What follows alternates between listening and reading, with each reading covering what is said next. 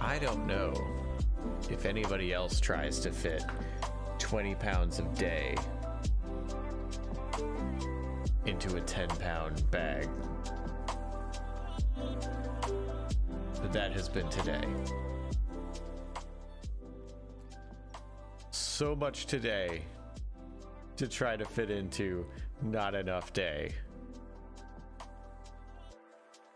So good stuff. But I really wanted to get this in. I didn't want to cancel RPG help desk. So, a little scatterbrained, but we're here. If you have questions, you can ask. But mainly, I want to talk about a particular project that I'm working on.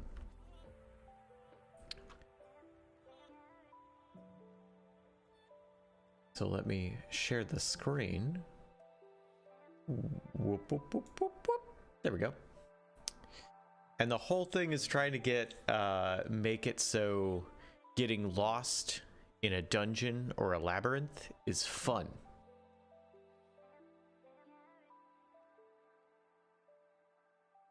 And it's made up with a friend of mine who I know from the internet. Made a also hi everybody, how are you doing today? Hi Penta, and there's probably at least maybe one other person here. How are you all doing today? And while I potentially wait to hear back about that, so the idea was a tactile and understandable way to get lost in a dungeon or a labyrinth or a maze and have fun with it, because a lot of times in RPGs a huge problem is like, oh man, you know, you're in a dungeon, ooh, where's the exit, ooh, wow, what do? I roll survival, ooh, you rolled high, you find the exit. Like there's not a lot of fun ways to do it. So he made a thing using cards that makes it so you're essentially kind of building a dungeon, but not in like a map sort of way, but in a way that helps you as players kind of understand where you've been, the anxiety of where to go next, and the possibility of hope of being able to backtrack somewhere if you need to. And I'll explain how that works in a moment on how this all goes. GPS won't get signal to dungeon. It's very true. That global positioning sorcery just doesn't work that deep underground. too many thick walls. Doing well, glad to hear it, Crawdad. I hear a big thump, so that the gaggle has arrived. Hey, Koning. Ah! Well, that must be a Honey Money raid then. And it is. Hey, Honey Money. Hey, everybody who came in with Honey Money. Hey, Jariasin? Am I saying that right? Jariasin? Is that the Black Power Ranger? Oh, snap. Hey, Jariasin, you just followed. You'll probably get an alert in a moment, and then maybe another alert after that, because it does it twice for some reason. Hey, honk honk.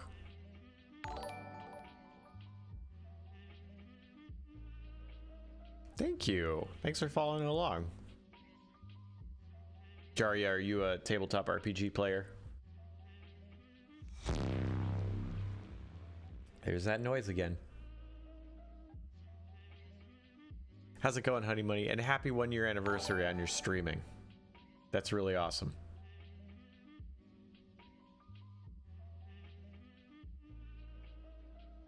Play tabletop before, like it. Awesome. Well, that's today. I do, you know, video games as well, but today RPG Help Desk is all about tabletop RPGs.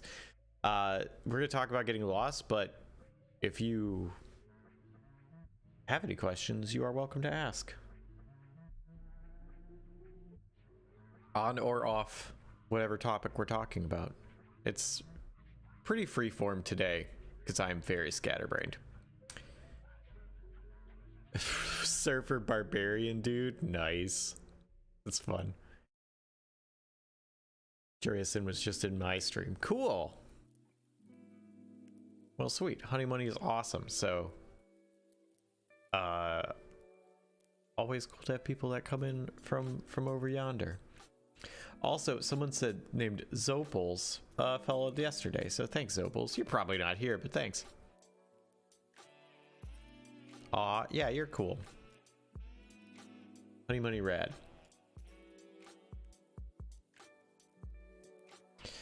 So, the idea of this deck is so you have the idea was a tactile, tangible way to get lost and have fun with it. So, the deck is actually made up of several different types of cards. I'm gonna bring up this and then go to the correct folder to show you. So, someone named Summer did the art for this for me. I paid her to do it. And she made awesome stuff. So the idea is that there is 1, 2, 3, 4, 5, 6, 7, 8, 9, 10 types of cards. And I think there was like 50 cards total. So there's several of each type. You really kick ass, cool too, Jesse. Thanks, Honey Money. So what you would do is you would draw from the deck and you would lay them out face down in front of you. And then each card that's face down represents a path you can take. So it might be you know, a small cavern, or like the path forks, you know, however you want to describe it as a GM, but you have multiple paths in front of you. When you flip a card, it will, that is, you've chosen that path, and it shows you what that path is. For example, this card that I'm working on right now, just the basic template for it, which, you know, we'll probably work on a little bit today, is it's an NPC. So it says what it is. There's some cool art, in this case a Decaria Minor, and it says the flavor text: the party encounters an NPC. Whether they are friend or foe is unclear. Regardless of their intentions, they are no mere monster. So now the party has found an NPC, and the GM would have like set NPCs who they would want to have. If there's 4 NPCs in the deck, if that's how many cards they put in the deck, they would have 4 NPCs set up for them to meet, and whichever one this one was is that NPC. The unique thing about each card is the number up here in the doorway. That represents how many paths are off of this interaction. So they interact with this NPC, And when they want to move on, the GM would then lay out 4 face down cards, because that's how many paths branch from this. Once you're done interacting with this, you put this in the discard pile, but you would line up a card, the next card you pick, underneath it, so you could see the title and how many doors are left.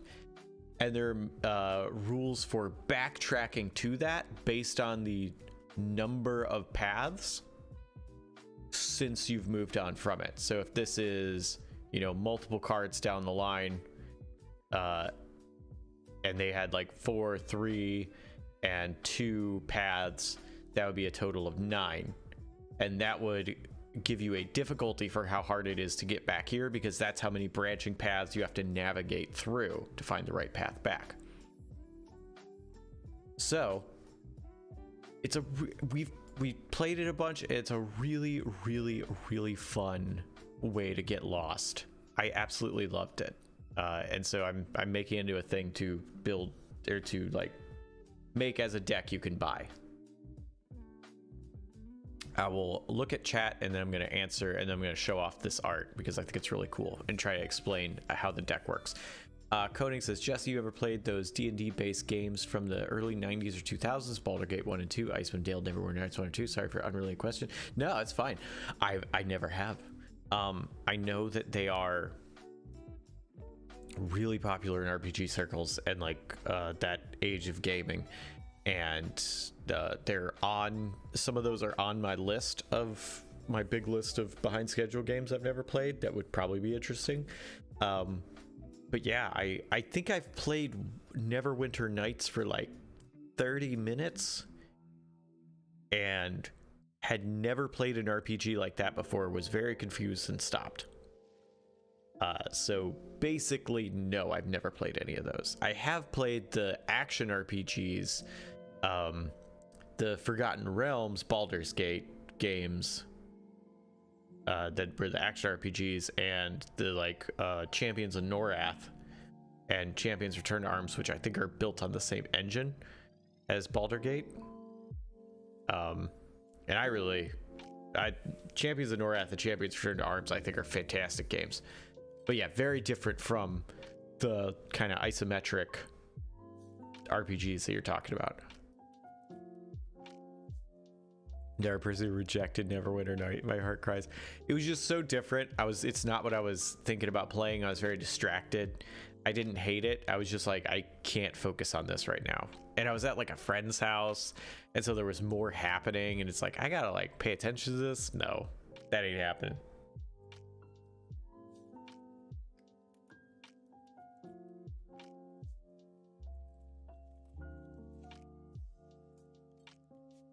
So don't think of it as rejection.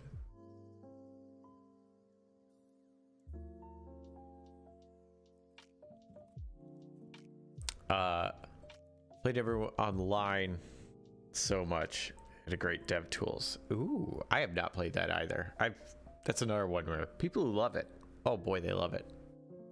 Also Italian. But yeah, not rejection. Just uncaptivated given the circumstance. Might be a great game. Can't judge it.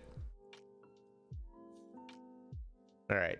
So, as I said, the deck is made up of a few different things. So let me bring those up. Let me bring this back so it's actually the right size and you can see it. So there's a few different cards. Here we go. Remember, it's 2 in all expansions. I played it online. Execution. Oh, okay. That's right, because you could play that like over the internet. I think co-op. I think I might be wrong. Everyone asks for behind schedule. It is on the list. It's not high on the list currently, but it is on the list.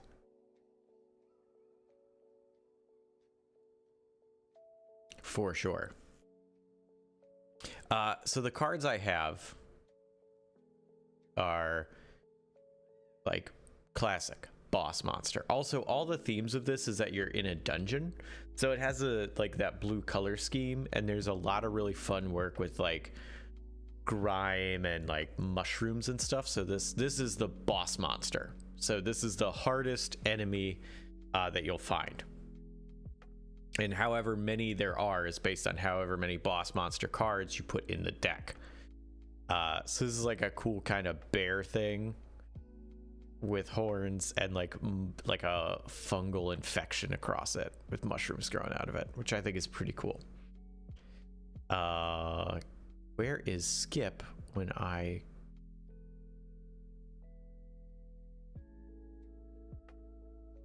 do you wanna let me change? You wanna let me go to the next one?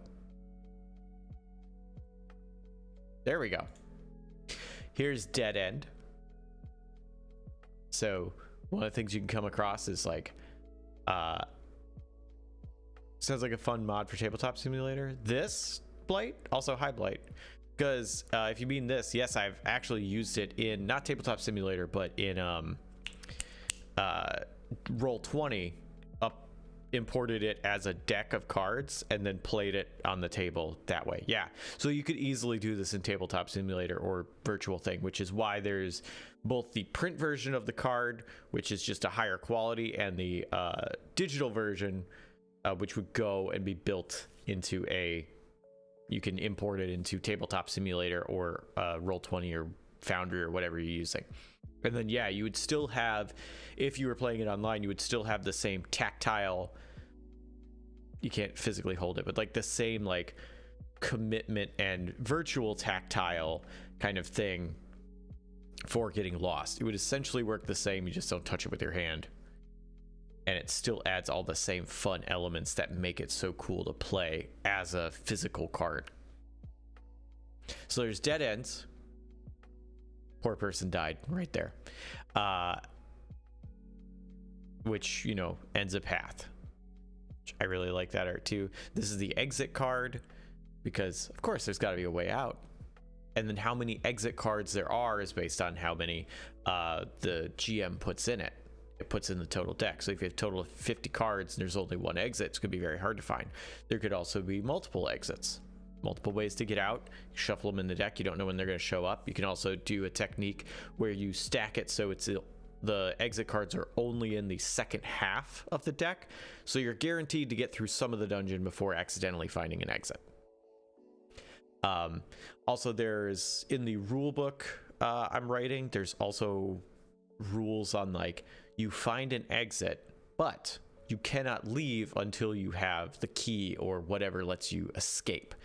So you would actually put it in the discard pile, and then you would have to use backtracking to get back to the exit, which would be its own, which I mentioned before, is its own set of like complications based on how far you are from that spot. Here's a normal monster, a nice little like star, what's it called? Star-nosed mole, like that kind of a thing, but with big claws.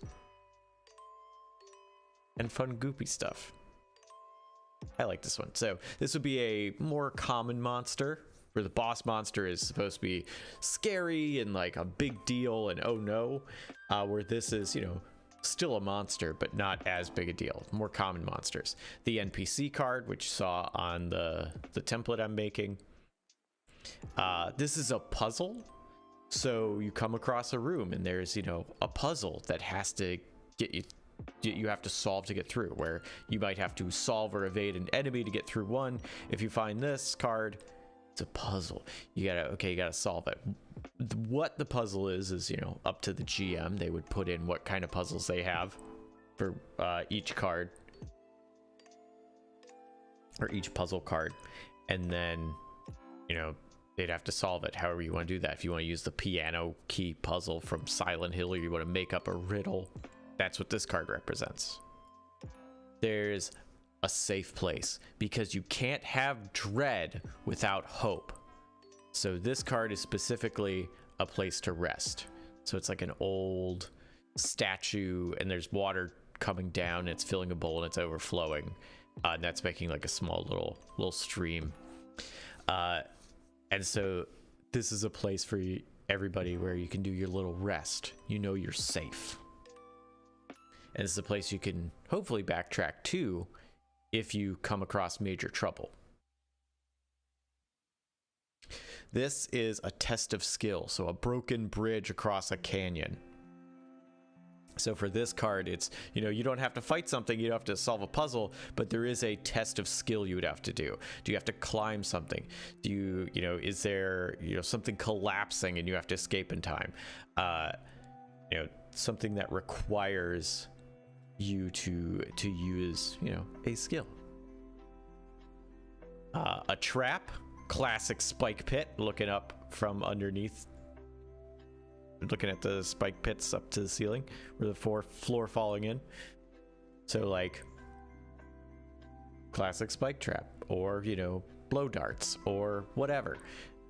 So this is play this card. Oh no, you've triggered a trap. And then treasure room. Again, you can't have dread without hope. So some rooms are just treasure. And you get something cool. Again, what treasure would depend on what treasure the GM put in the game. You've activated my trap card. The text for the trap card is not going to say that, but I wish it did, but it's not going to. It's a little too meta, despite my love for it. So having here, maybe it's a weapon, maybe it's a thing. There's also in the rules for this, the document, there's also unique items they can find in the game. So there's a map that would let them use basically have a certain amount of charges to it. And they could use it, if it's got 4 charges, they can use it to scout up to 4 directions. So when you play those 4 cards, or however many cards you put out, they can use 1 charge of the map to peek at, whoever's using the map, to peek at one of those cards and put it back face down. And now they know what's behind there, and whether they want to address it or try a different one, that's up to them. They can tell their party about it, they could lie to their party about it, but that takes 1 charge off the map. There was also fairy chalk that allows you to draw on walls, and only you'll see it, and it helps with backtracking. So a bunch of stuff like that help you in different ways throughout the labyrinth. DM draws a card, rotates it 90 degrees, face down in front of you. I play this card in defensive mode. And end my turn. Map of charges, very DBD-esque. This was designed before I ever played DBD. But I mean, thing with charges pretty standard in gaming. Is here's cool thing, you can only use it so many times. But also, you're not wrong, Talion. Yeah, and that's it. So those are the types of cards. So each type of card, as I mentioned, would have the name, flavor text, and then this little symbol which tells you how many cards are off of that. And that's the basic deck. It's really fun to run. I've run it for a lot of people online. I got to run it at a convention for people, and like had a little adventure where we used the deck, and that's how we ran the whole adventure. I just had, you know, there's 2 boss monsters, 4 enemies, 3 things of treasure, like 4 NPCs, 2 safe rooms, you know, and 2 exits. And I'd shuffle that, and like I just had for each of those what the thing was. Oh, and traps, and test the skill. And then, you know, we'd play it, and it's fun because as the GM, you can peek to know what the cards are, but it can be just as fun to like lay them face down and you don't know what they are either, and then the players can't read you for like which card to pick or not pick. And that adds to the tension, because you know as soon as you flip it what card it is, and based on the unique number here for each of these cards, you know which one of your things you've assigned to that, or you could just choose one. If you have 3 NPC cards and you have 3 NPCs built, then you could just use whichever one you think would be most appropriate for where they are in the adventure. And so it was really fun to do. I really loved it. So I'm looking very forward to making this a thing. Is there a card to make everyone roll for X, inspect, find traps, dexterity for no reason other than tension? No, there is no reason other than tension card. That's something the GM can do if they want, but not everybody likes doing that, so I didn't bake it into the rules. What they can do is attempt to, there's also a mechanic in the rulebook for scouting. So you have, 4 sets of cards or 3 cards in front of you, and you go, all right, I want to scout the middle one. It's like, okay, how are you scouting? It's like, well, I'm going to sneak by. I'm going to quietly walk down that path and see what's there. It's like, okay. And then they can roll for it. And if they roll well, then they will also get to peek at the card, know what it is, and then they can decide what to do. If they roll poorly, like if it's a, if it's a safe room, pretty low roll. If it's a monster in there, well, then they're rolling against whatever the perception of the monster is. And if they beat it on their stealth check, then the monster doesn't notice them.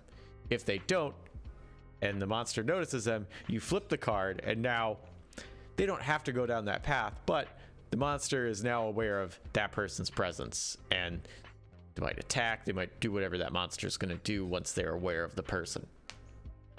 If it's a trap, as a GM, you could spring the trap on them, or you could do something. If the player is very RP focused, they could see the card and know it's a trap as the player, but you as the GM is like, your character finds no signs of any traps, the way appears safe, and they can be like, all right guys, come on, let's go, this place is fine, and then everybody walks into a trap.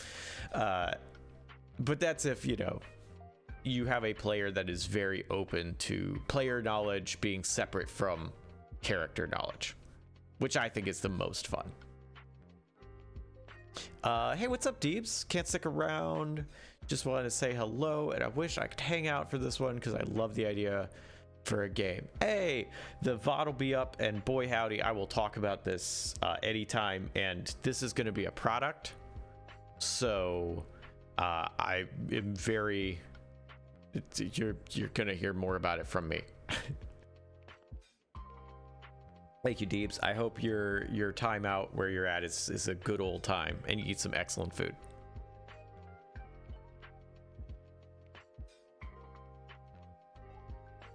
So yeah, no card specifically for just making things tense for the funsies of it, but yes,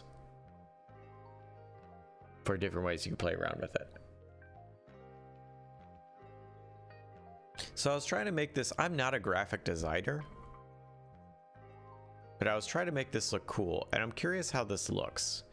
So another way I had it is having kind of like how this is chunked out right here, but this is transparent. Having it like this.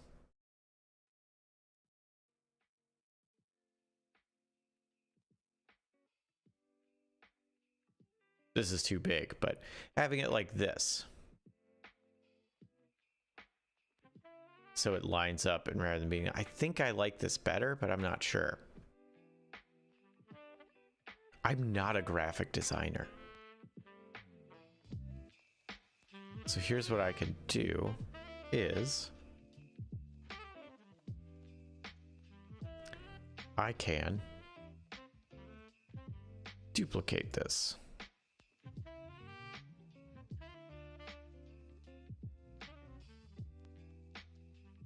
And then I can move it. Well, nope. I want to move this one. This one up here. And and get this lined up.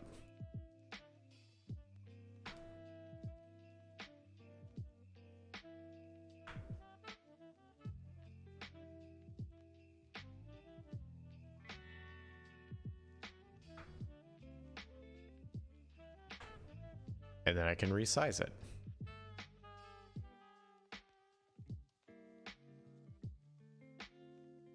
If I have the correct little thing.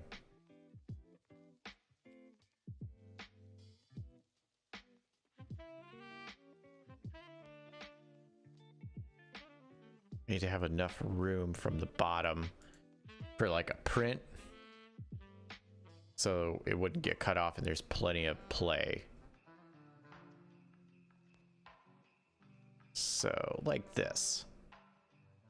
I don't know if that looks better. I feel like it matches that better, but I'm not sure if it looks better than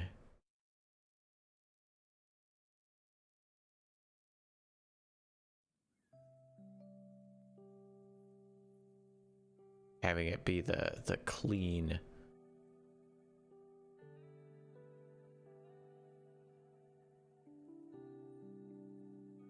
Well, there it is.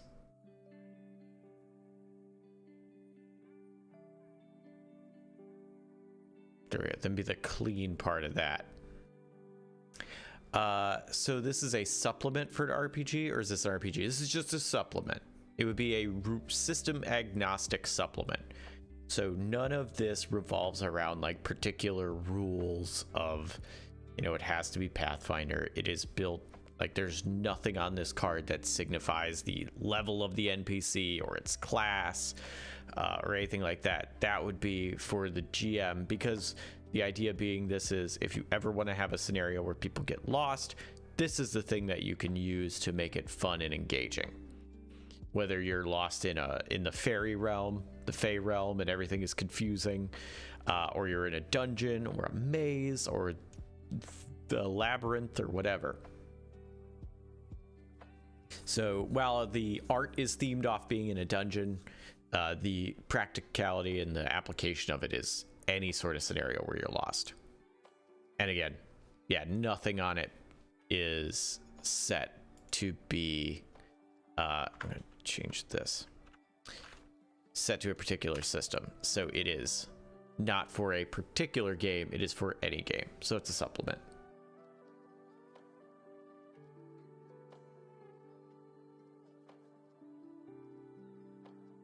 Now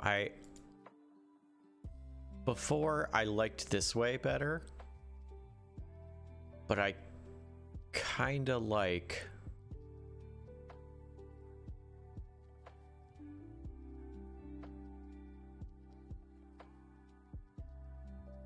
this matching. I don't know which one I like more.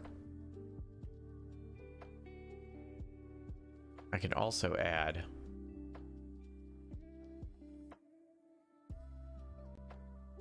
where is, there it is, the border. I can also add a border around it that I've got right here, so it matches this up here. I don't know, what do you all think? Version A matching these?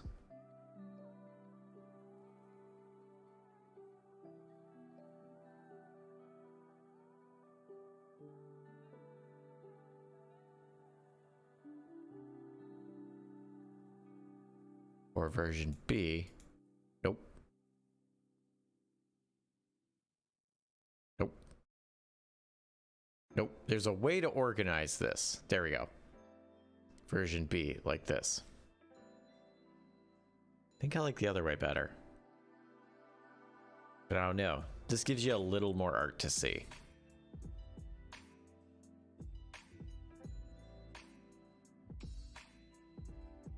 Oh, I can also add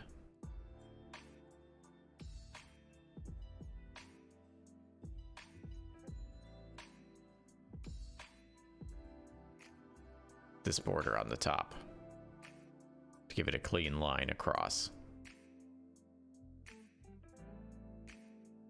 This is the problem with graphic design. Lots of options. Do I know what the best one is? No, I don't. Better show art, in my opinion. Yeah.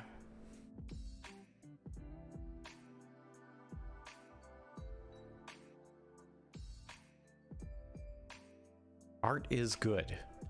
Art is flashy.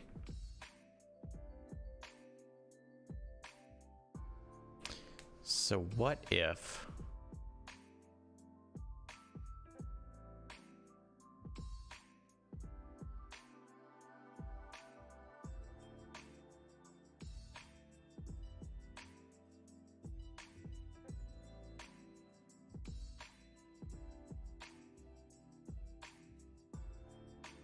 I bring this down?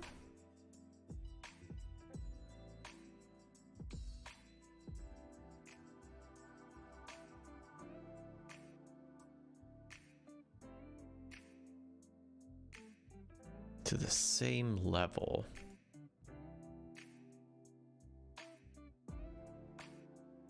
No, I can't bring it down to the same level because that... It's okay to cut it off if there's no line. If there is a line, that'll be a problem.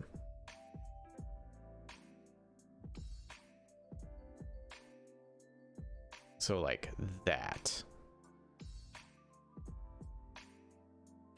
Have you considered doing it trading card style with a reduced picture and a template frame for each card?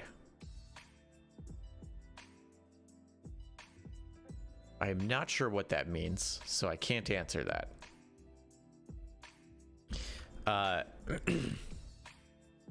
For my thought being, I'm going to have this be a template, and then I would basically swap picture, swap title, swap number, swap flavor text, and I would just have those kind of nested over here.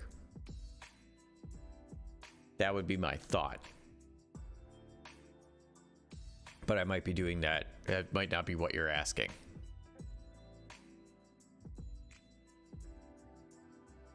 So I am curious what you are asking, because I want to be able to answer it.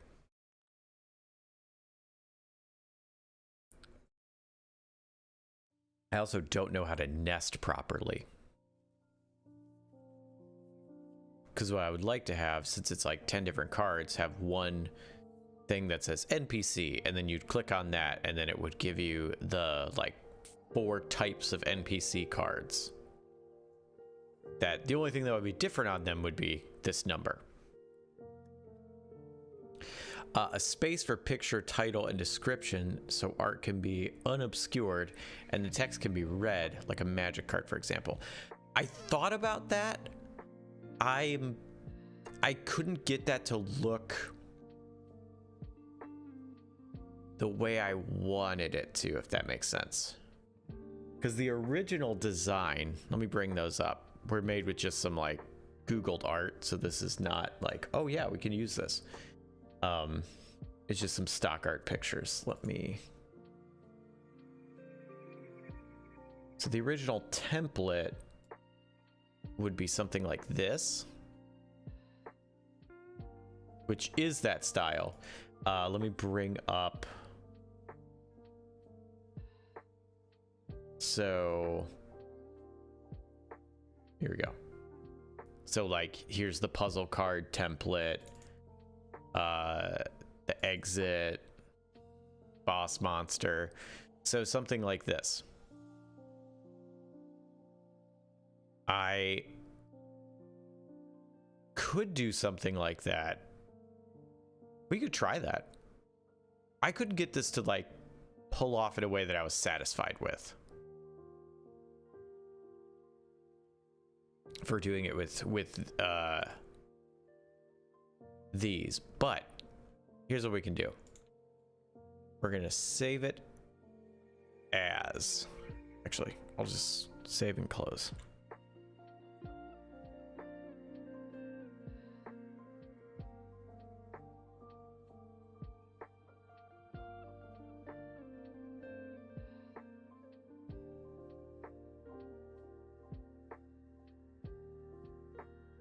we're gonna copy it and we're gonna paste.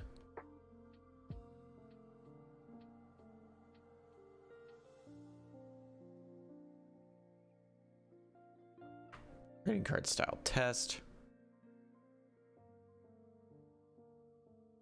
Yeah, the art was made to fit in a card.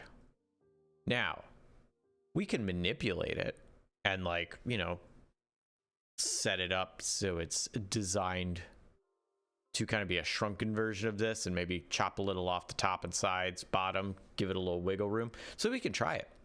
Maybe. Maybe I'll like it even more.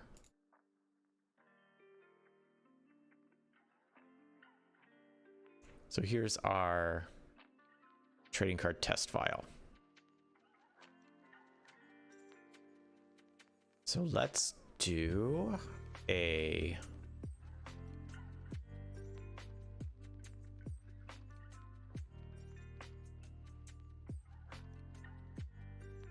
duplicate.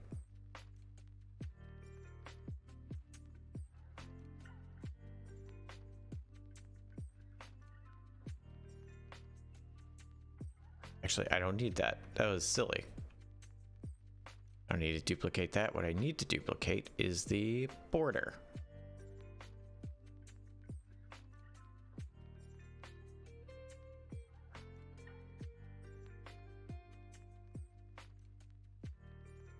Card name border. That'll make it easier rather than making a new one, because it's the correct width.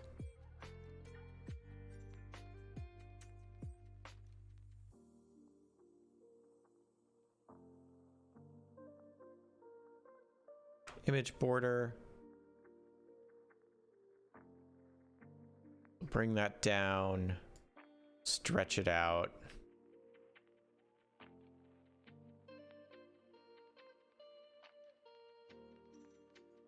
And then I need to lower the sides.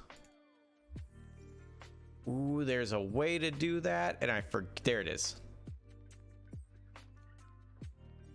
So we'll add just a little bit of curve, and then we'll take our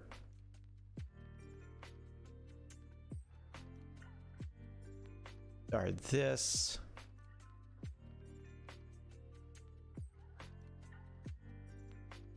And we're gonna frame it down.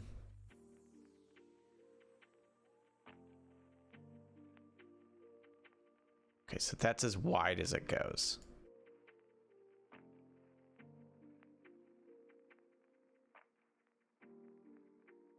Hey, American Fear, how's it going? Look up the MTG card Sorcerer class as an example. All right.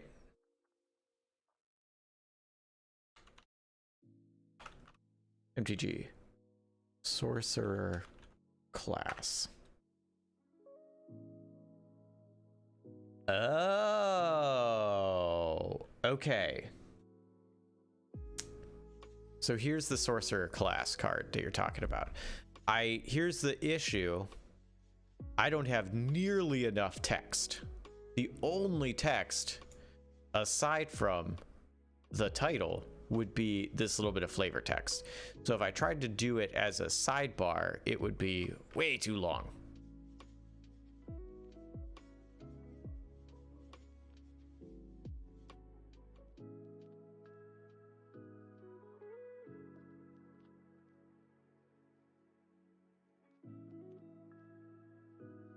Yeah, I wouldn't be able to pull that off.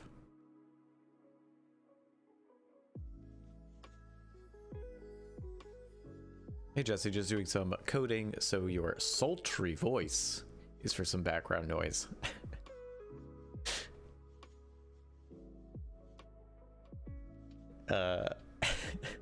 Appreciate it.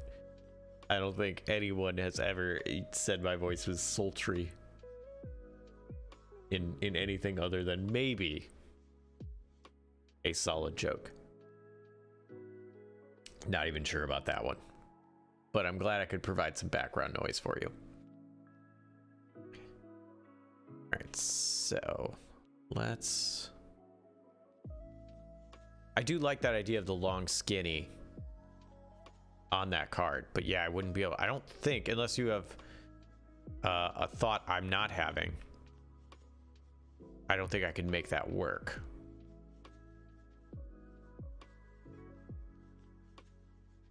So now I want to crop this image. We're going to have these little corners right here. Because that's, if I really like this, I'll figure out how to round the corners of the image. There we go. So something like this.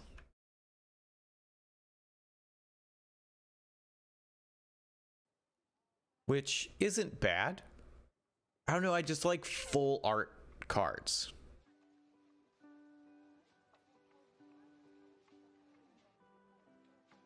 I think they look so nice. Especially since the art of the card is the main bit. Like, this is just flavor text. On every single one of them, it is just flavor text. This is critical information. Because you need what the card is and also the number of paths. But the art is what's supposed to draw the eye. So I think this works, but I don't know. I'm partial to the full card art, but I'm also just partial to that in general. So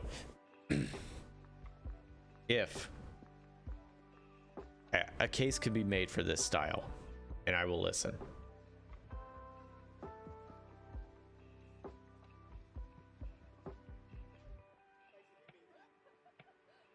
And then I have to find something to put in the background, if I wanted to do that.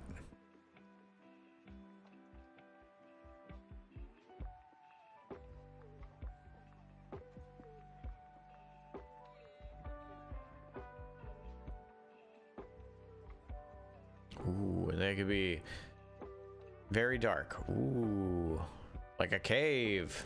Really makes the white pop.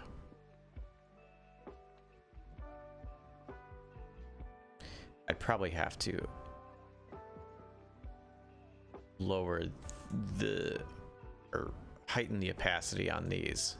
Raise the opacity on those because they don't have an image behind them.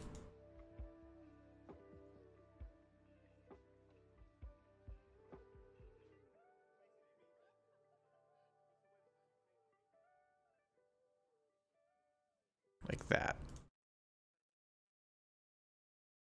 I think it works, but I am partial to the other way.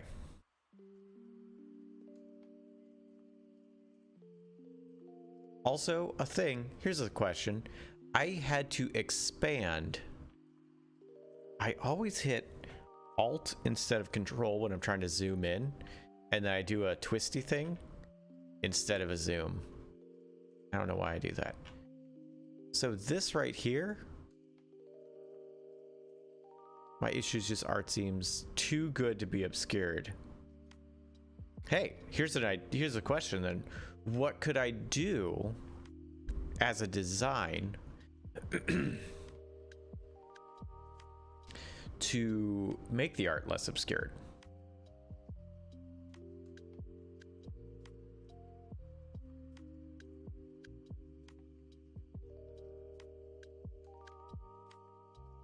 Yeah, save that and I'm gonna close it. We're gonna go back to here.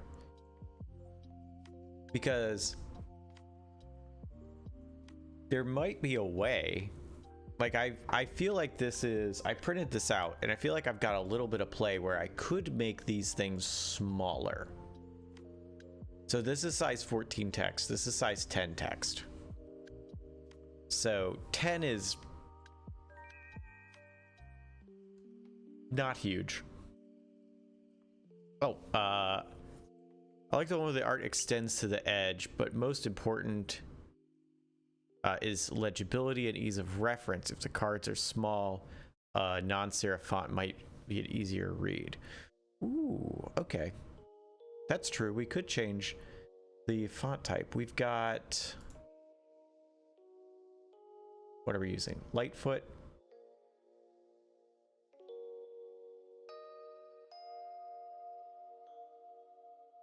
So we could experiment with some font types. What's a good non-serif font type?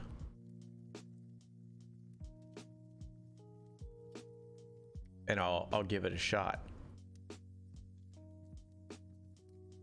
Hey, Nick the OG, how are you doing? Maybe fun to outline the text and then text alone. Ooh, okay. Okay, hang on. Here's what we're gonna do. We're going to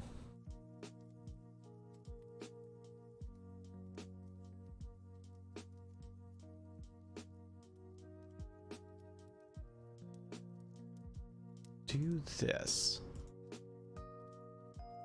So card name, we will duplicate, and then we're going to get rid of card name.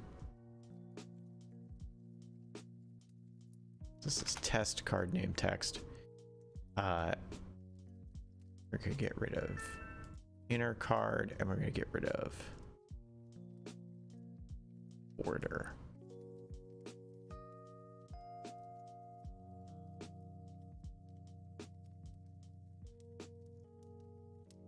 All right, so we have, this is lined up, so let's do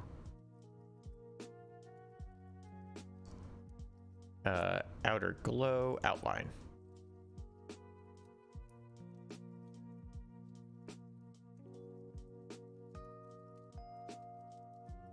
My thought being, how are we gonna, I mean, we can experiment with this. That's the whole point of this. Kappa Nanpa? Hey, good evening. Good evening to you. It's afternoon here, but good evening to you.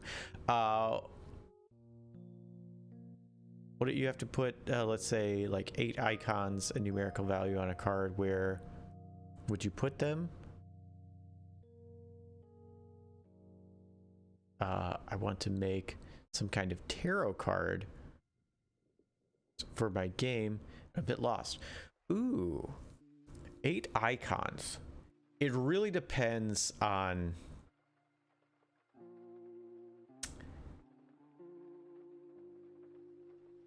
what you want to do. For a tarot card thing, I would assume 8 icons, you'd probably want to do like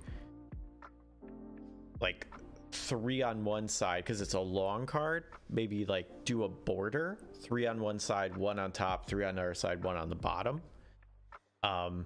Or if they're of differing sizes, you could do 2 that are, you could do 2 on each side, and 2 top and bottom, especially if they're all long, like if they're long symbols. And then there's lots of room for the 2 on the sides of the cards. And then there's room for the 2 at the tops and bottoms to kind of stretch. So with a tarot card, I would think, yeah, around versus like kind of in a sequence. Like here's 4, here's 4. I'm not sure. It kind of depends on the art that you're using, what the purpose of the card is. Is it more utilitarian or more artistic? Could you do a golden spiral of how the symbols are laid out? You know, what's the feel of the card you're going for?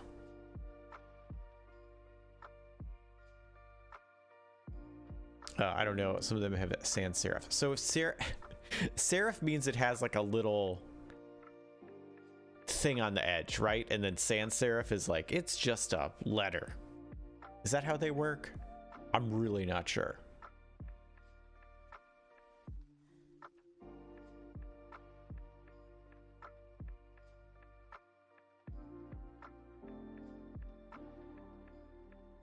Microsoft sans serif. Yeah, it has like less little boops on the edges.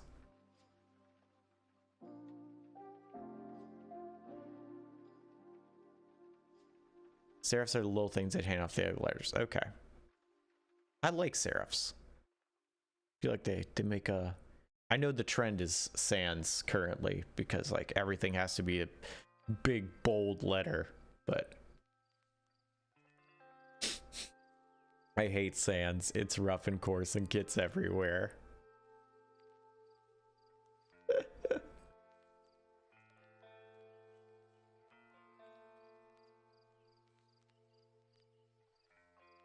That's a nice thin letter. All right, so that's all the ones with serif. What if I just do san? San. My microphone's in the way. Sans. Ooh. Comic Sans. We're here. We did it. Comic Sans. Let's do it.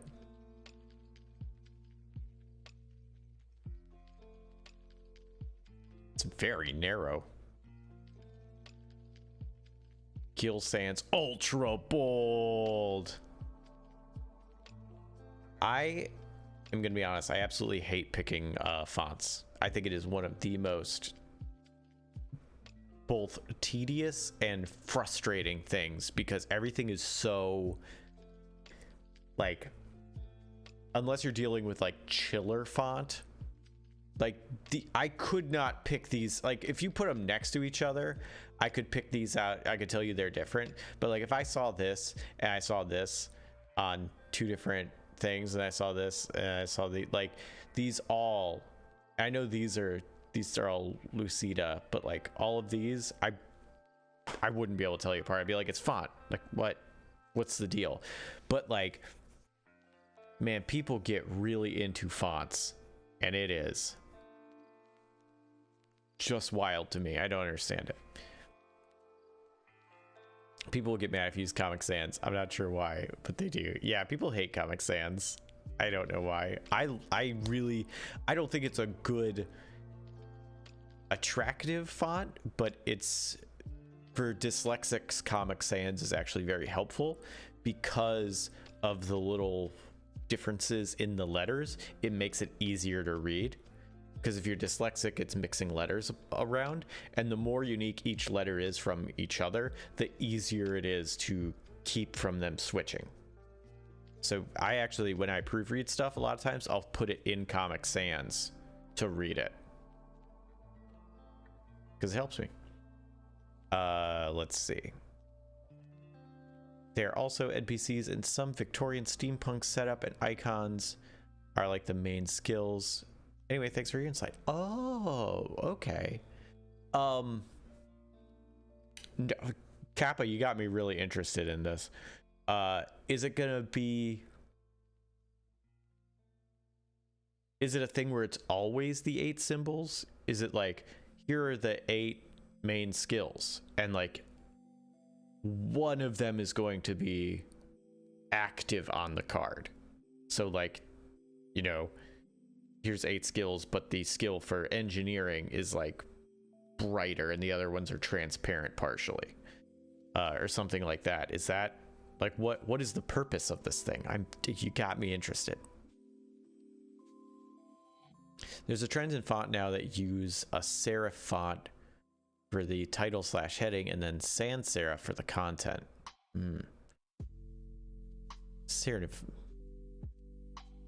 Seraphim, the least known type of angel. What is the actual angel? It's like a Sarah. I forget what it's called. Fonts have to be the most mysterious art styles. Yeah, I worked with some letterers to make comics for the Comic Jam, and like they go hard in the paint or hard in the text boxes for fonts, and it's fascinating.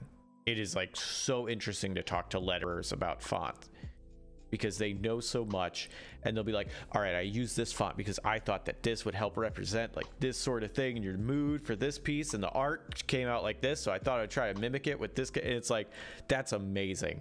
I don't understand how you got to where you are, but the font looks good. Good job. Like, they put so much work into it, and it makes a difference because I've worked with some people that will just throw up a font, just like, I don't know, it's Times New Roman, here you go. And it really makes a difference. Like, it's not as good when you just throw up a font. You gotta pick the right one. But like, that's a lot of head knowledge you need to have to know what the right font is to like strike a mood, and then also to know how to find it. Like, I don't have that many fonts in here. I've got like what, 100, 200 in here. I know freaking letters that'll just be like, oh yeah, what you want is you want to go to 1001fonts.com and you want to download this one font called Squirrels United, and it'll have what you need, but you have to change the kerning because the T's and the O's, if they get too close together, it'll make an unnatural difference between the letters, and you'll notice it. And so you actually have to remove 0.2% of the kerning between those two letters if they ever get together. And it's like, okay, like this isn't information they just got. This is something that has been stuck in their craw, and they've been having to deal with enough to be like, oh yeah, here's what you do, and blah blah blah. Like, it's amazing. It is wild. I don't understand it, but I appreciate it. Usually I don't know some that are hard to read. Yeah. That makes a big difference when they're hard to read. You're like, what? There are a lot, but like dominoes, cherubs. Oh, seraphim. That's the one that I was thinking of. Archangels, name a few. Yeah, seraphim. Not dominoes, dominions. What are dominions? Archangels are like the heavy hitters. Seraphim are like the normal angels, I think. Cherubs are the babies. What's a dominion?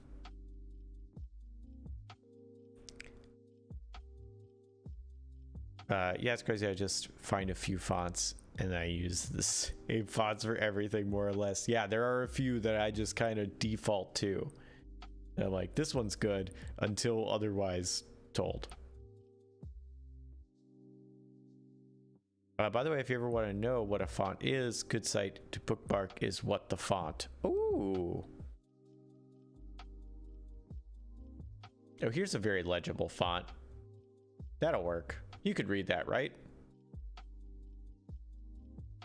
That clearly says UNRLS.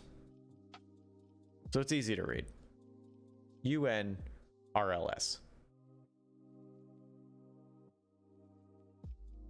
Wow, that is really, really not respecting personal space on that.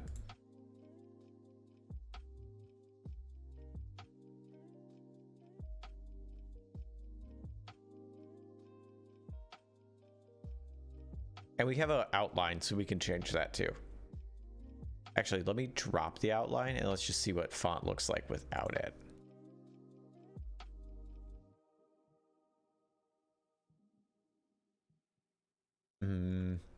See, like, I see that there's a difference. Whoops.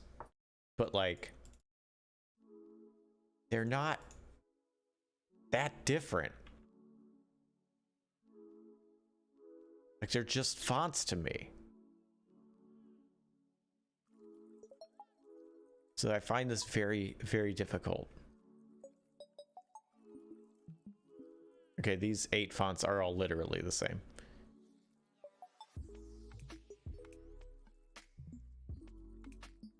I do want something that doesn't have this, the full capital. I do want it to be able... Or if it's a title, should it be full capital? Where every letter is a clear capital letter. Is that how Magic cards do it? No. Okay. That is a bubbly letter. Bubbly font. I like the capital letters that are the size of lowercase letters. Those are cool. There's a term for that.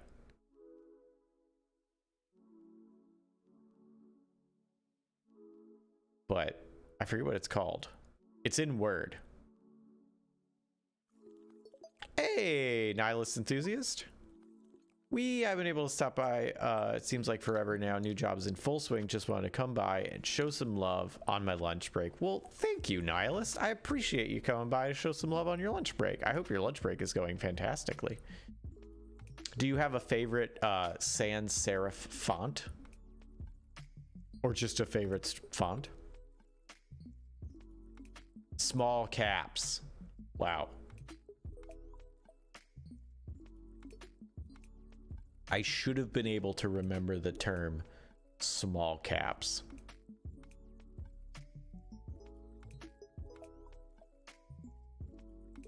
What am I doing? Big fan of Gothic bold. Hey, you know.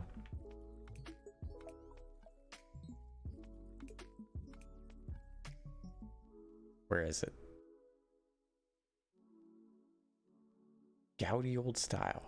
Gouty style.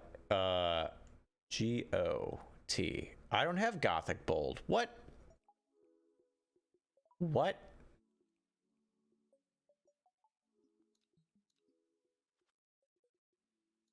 I have Copperplate Gothic bold.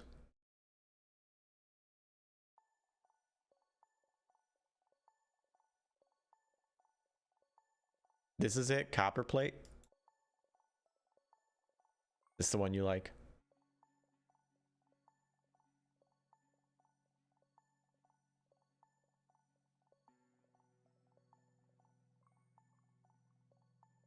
So what we could do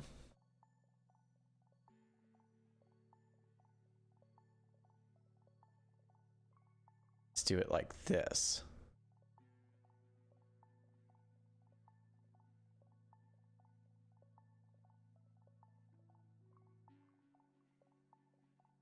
What's my distance? How do I throw a grid up here? View. There's a way to make a grid up here so I can line this stuff up.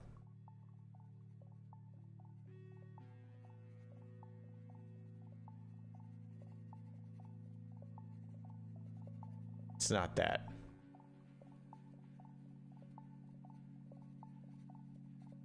Not any of those. I gotta look this up. It's pretty basic but fun. Well, I'm gonna use it for now. We might change it. We'll probably change it, to be honest. How to add grid in Affinity Designer.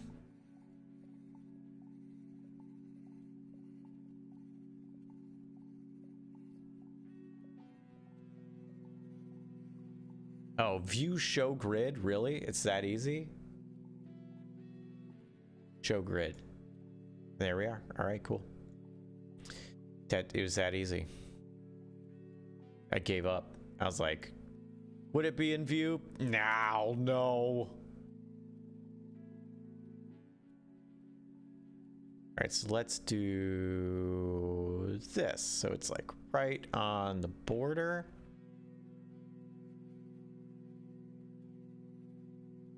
Of that.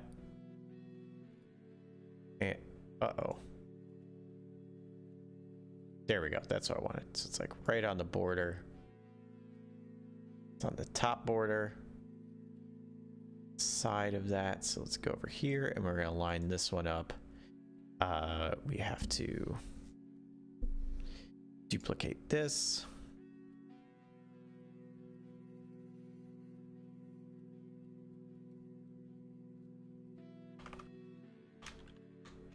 This is our test doorway.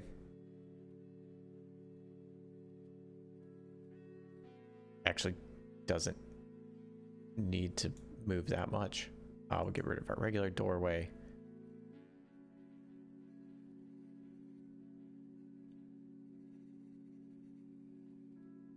We need our number.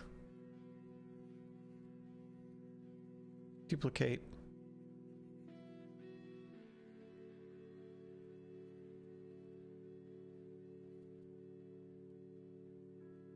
And I'm just going to put all these right next to each other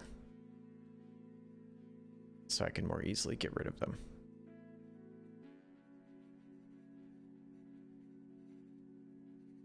Room number, go away. Test doorway.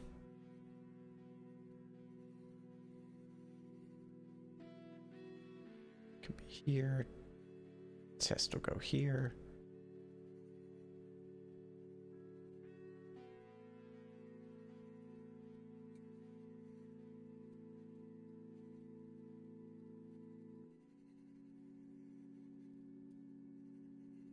So something like that.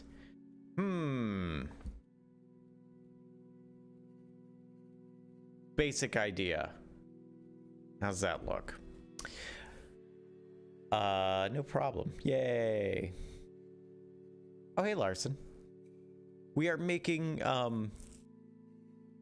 it's a thing called the Labyrinth Deck that I'm making, based on an idea a friend of mine made that I really liked and wanted to make a full product, where it is a tactile card deck of cards that you put different encounters in. So like an NPC, traps, test a skill, monsters, treasure, and you shuffle the deck and then you play them face down and they each represent a path, but you don't know what each path has.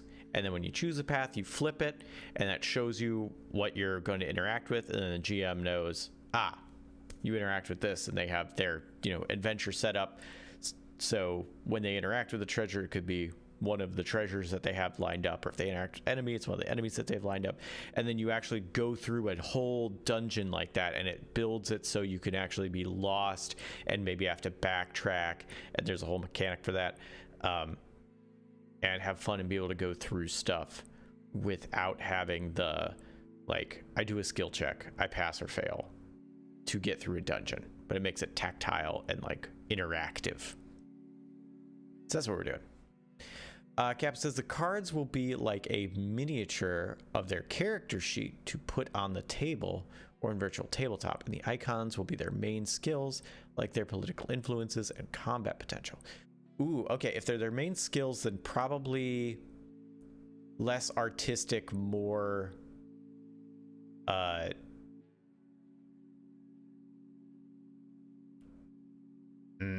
more visible.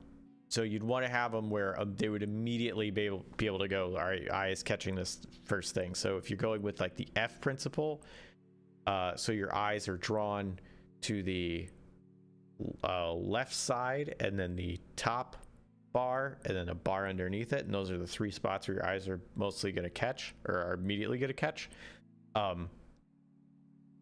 Then somewhere in that would be really important.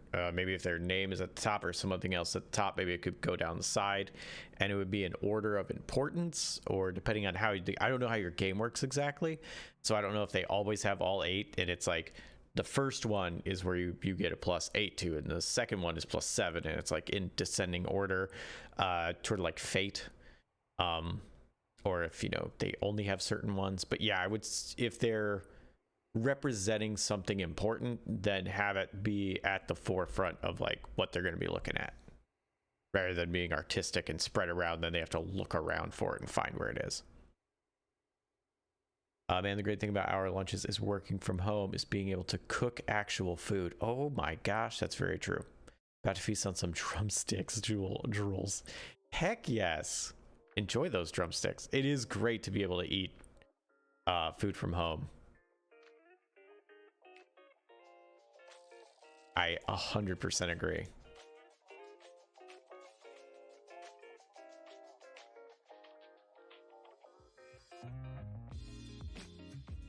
All right, I'm gonna add a little bit of that to the 4. Probably not enough. That sounds awesome. I live about 5 minutes from the office, and I just go home for lunch. Oh, that's so great, but rarely have enough time for drumsticks. Make time for drumsticks. Sometimes you can't make time for drumsticks. I say that as someone who was fully convinced I was going to work out before I did this stream, and then no. That did not happen. I'm currently in the clothes I'm going to work out. I put necklaces on to be like, ooh, look at me, I dressed up. But I am wearing a workout shirt and joggers, whatever these pants are called. because I thought I'd be able to work that in. No, the reason I started late today was because I was trying to finish a pass of editing on something before I had to stop to do this. Ugh. I have about another 8 minutes, but I'm not even halfway through my lunch. Oh no, that's the problem, is if it takes too long to cook, you don't got time to eat. But you gotta eat.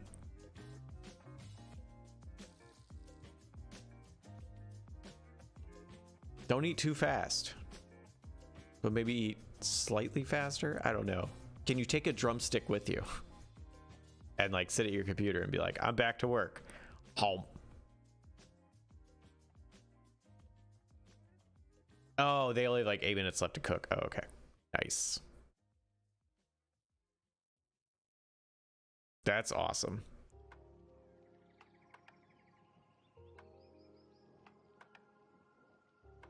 Whoop. I did the wrong thing. I need text. Then I gotta go over here and go. We're gonna lower that a bit. All right, so here's our basic thing. Do we like this?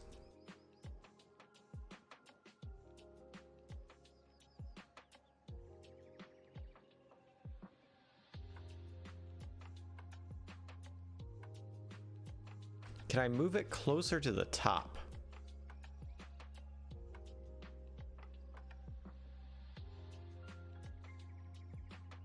What if we go right there?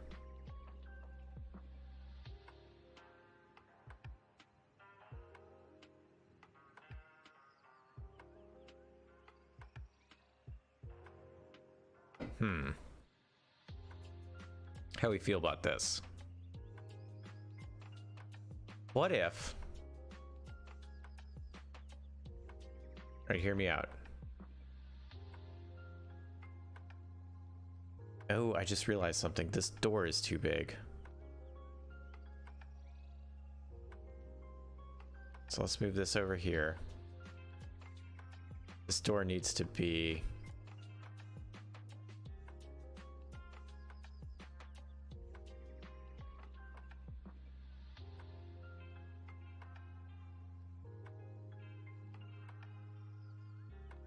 Now, here's an issue.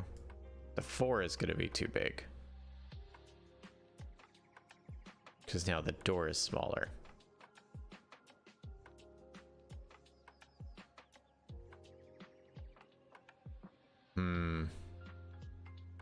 Mushroom monster looks pretty sweet. Thank you, Megami Rissa.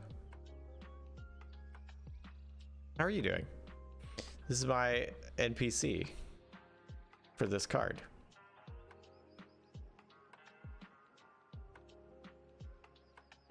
Auto, I don't have really much to add to this situation.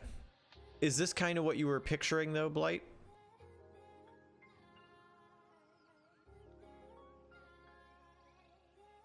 Like, is there a different way that you were thinking about this might go with doing no border on top?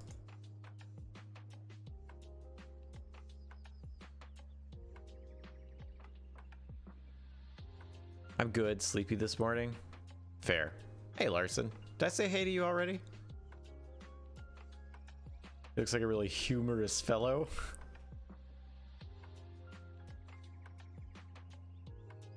No, what I was picturing won't work. Oh, okay.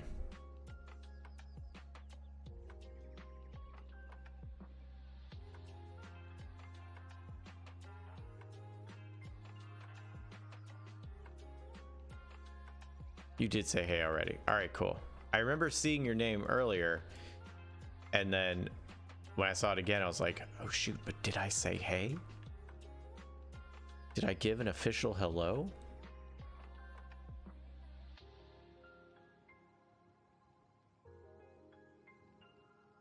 I want to make sure everybody is properly greeted.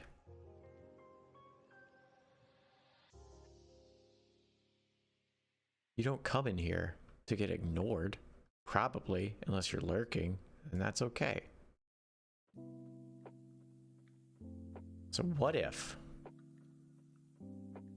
got something like this? Then we do a little magic with the transparency tool.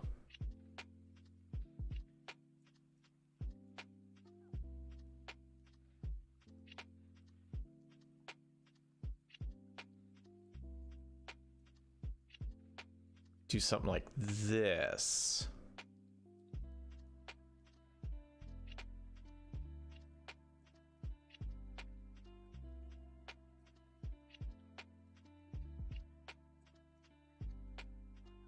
I don't know how close this edge I should be getting. The other problem with not being a graphic designer, I don't know what I'm doing.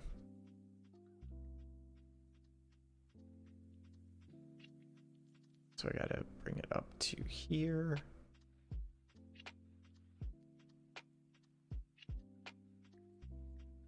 So something like this. And then I would do the same thing at the bottom and have a little fade.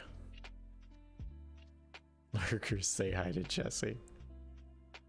The hello was very official. Honor was satisfied. I'm glad.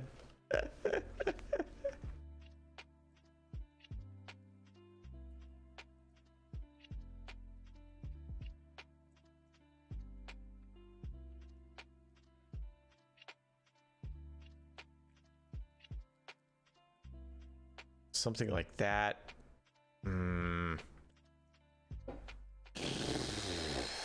I think I like the other way better, but man, I would love to find a way to get more art in here.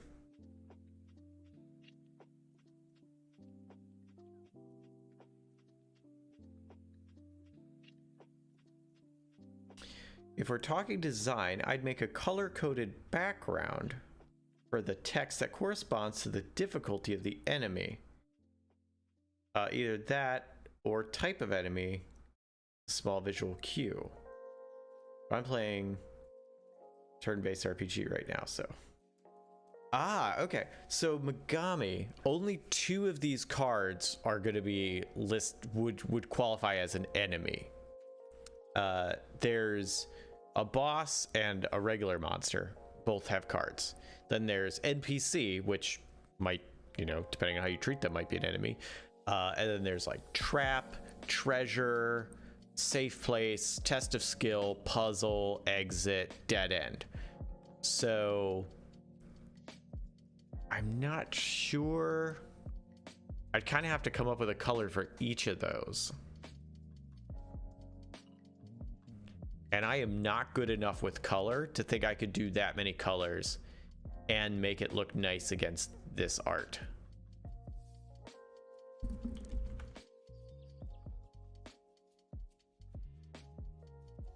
Because I'm going to be like, what about green? And then I'll be like, I don't like it. It's too bright. And then I won't know how to change it.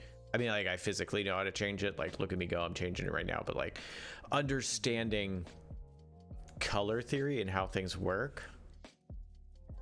God, I wish I was better at that, but I'm really not. If it is unknown, I'd add a question mark somewhere in the background. Ooh. Okay, I kind of like that green. On the subject of things.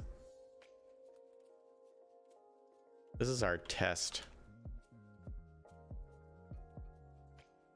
rectangle.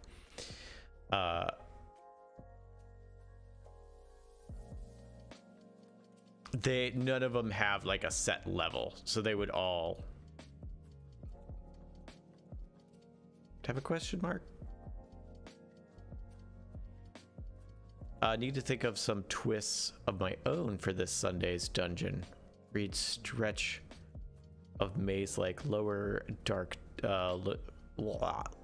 tunnels. I know the main enemy of the place, and that's about it. Well, you could really use something like this, Larson, let me tell you. This would be perfect for what you're looking for. Because then you'd have a thing and you could be like, I want to have a bunch of traps. You put all the trap cards in and be like, but I only want one boss monster. You only put one boss monster in.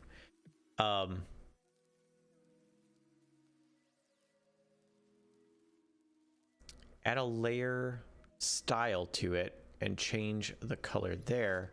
Therefore you can copy and paste the hex code. Oh. This is Affinity Designer, but I know just enough to think I understand what you mean. I know what the hex code is. That's the actual code for that exact color. I'm not sure what a layer style is. I know what a layer is. What's a layer style? Please teach me. Would love to know.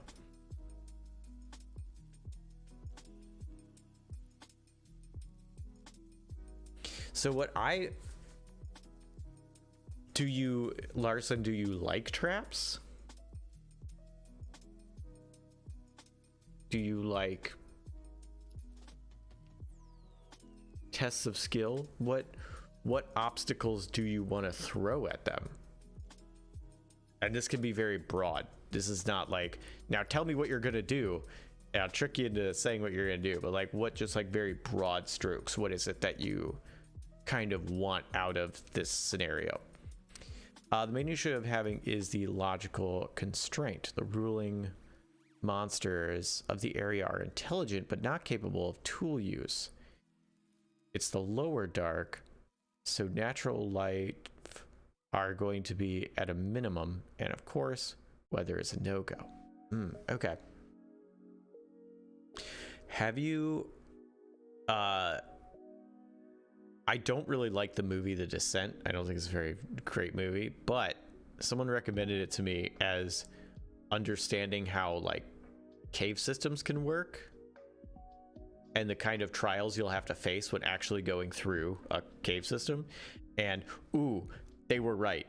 That movie is worth watching if you want to think of ideas to throw into a dungeon or a lower dark area.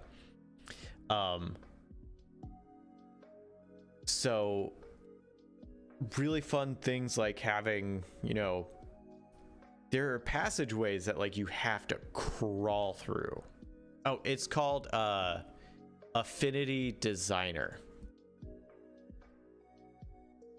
There's Affinity Photo and Affinity Publisher. I have Designer. Designer is like the middle point between the two.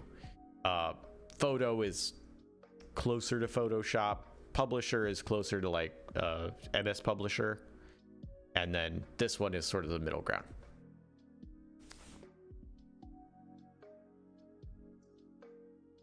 Because I needed something that I could do both text, like more text and photo stuff. I probably should have gotten photo. Now that I've used it, photo is probably closer to what I was looking for, but this is still a great program and I really like it.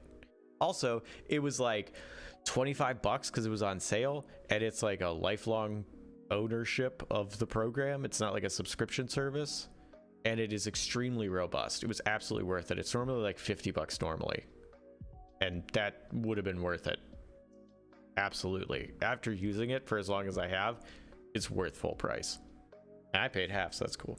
So I may buy the other one too, just in case. I was going with this. Oh yeah, so like one of the things they have to do is, you know, there are sections where it's a full ass cave that you're walking around, and then you have a spot where you have to crawl like belly and just crawl, because the only way through is a narrow space. And those, if they dip down, are just perfect for water to pool in. So you now have a scenario where you have to crawl through a narrow space and it gets flooded.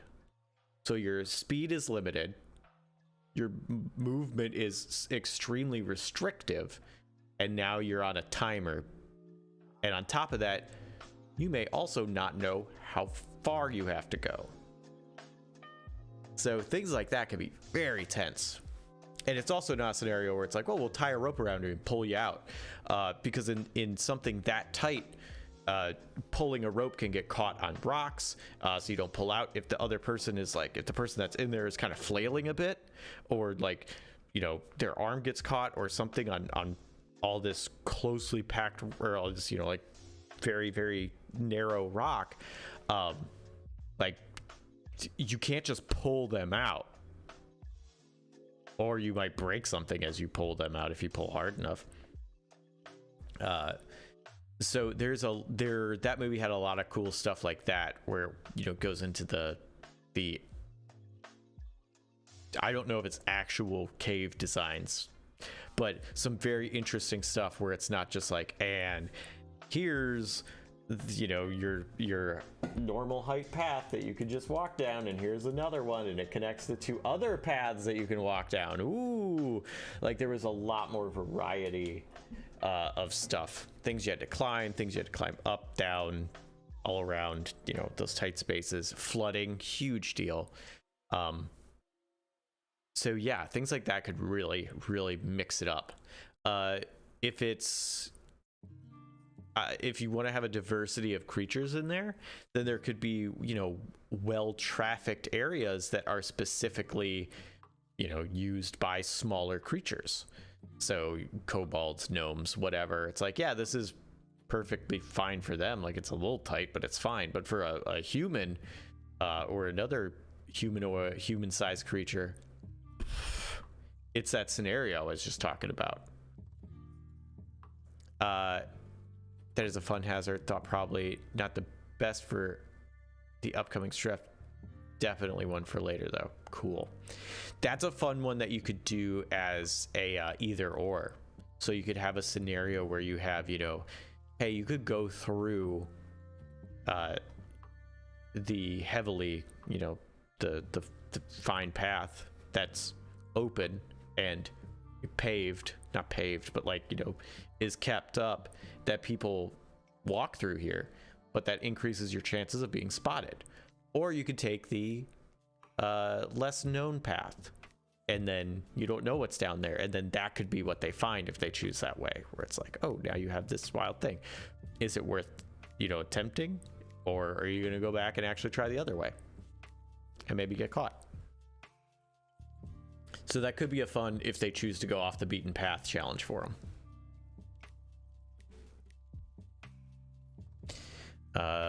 Looks like you have to have the layer selected, and there's an effects panel tab. There is. Color overlay is what you're looking for. However, I don't know. Once you click the color, what pops up in Photoshop? Oh, excuse me. Little color picker. Okay, so let's go to this, and then color layer, color overlay. Yeah, and then I get a little wheel.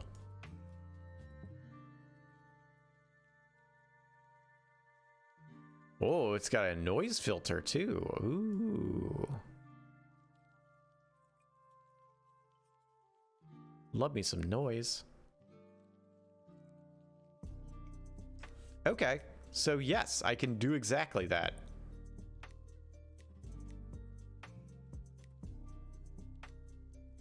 They don't have the hex. They might, because I can change it.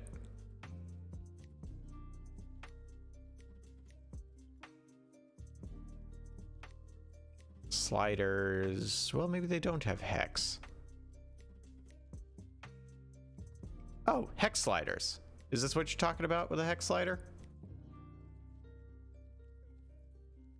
So it looks like they do have it. It's just not the default selected. It's usually a text box. Oh, okay. I know you can do the RGB here. Oh, or is it this? I'm assuming you mean this as the total hex code.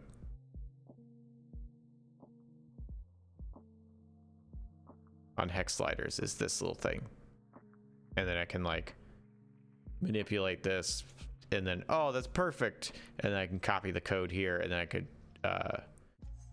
my microphone is blocking it. Oh, okay. let me move this to the side. Sorry. So okay, so effects, color overlay.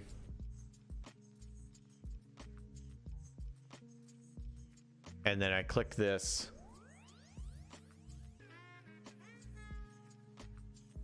Let me raise it up a little bit because it's going off of the thing. So I click this and then I can do the hex code. Oh, it's still too low. Hang on. It's a long window.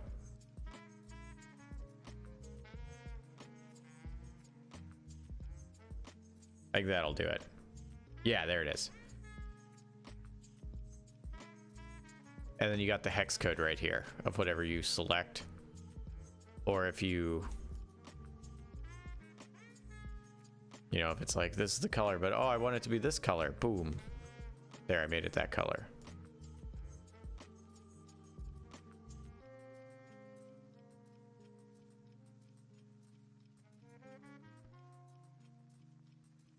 Oh, I'm in outline.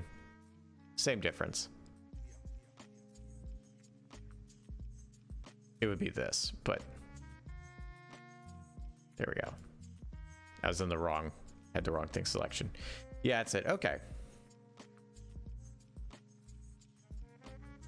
That's how I keep colors projects in line. Generally, I save them in text file for reference. That's very smart.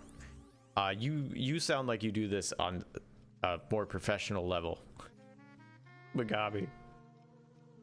Like you actually know what you're doing and you're not just like stumbling your way through it like I do every time.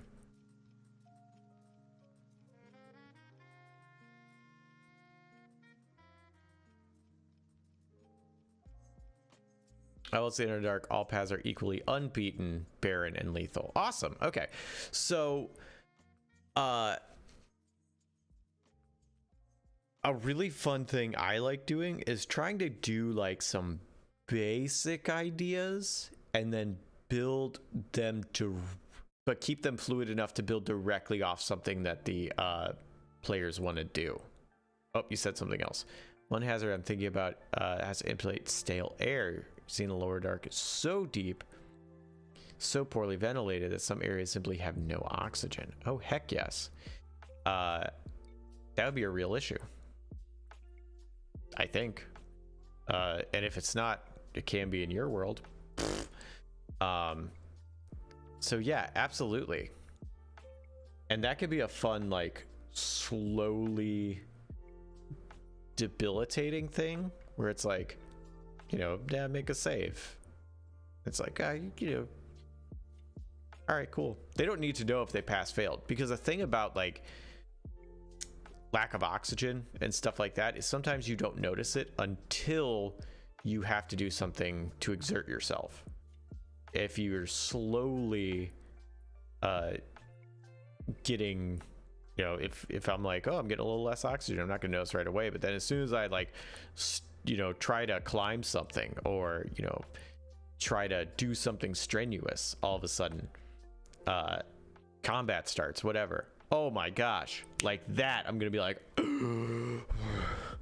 why am I so winded? What's wrong? Like, so that could be a very immediate thing that they didn't notice that you could be building up to, where it's like, make a save. All right, noted. And unless they fail miserably or fail enough times before that happens, they won't even know it's going to hit until they exert themselves.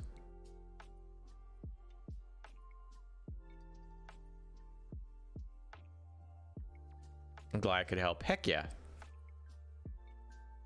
I'm glad too. Good afternoon, Dark Jackal. How goes the engineering? Pretty well. It's going pretty well. You could implement whole hypoxia system where as they get less oxygen, they get negative effects to stats like and strength. Yeah, it really does affect your cognitive abilities too. And that's another thing that you generally might not notice right away. And then you try and like when you're drunk or you're drinking and you feel okay, like, oh, I'm a little tipsy. And then you try and like talk about a complex thought and you realize how hard it is to move your mouth as much as you need to say these words. or something like that, where it's like, oh man, now I'm feeling it, where before it was fine, but now I was trying. So things like that can be really, really fun. So it might be worth giving that a shot in the intelligence, anything mental.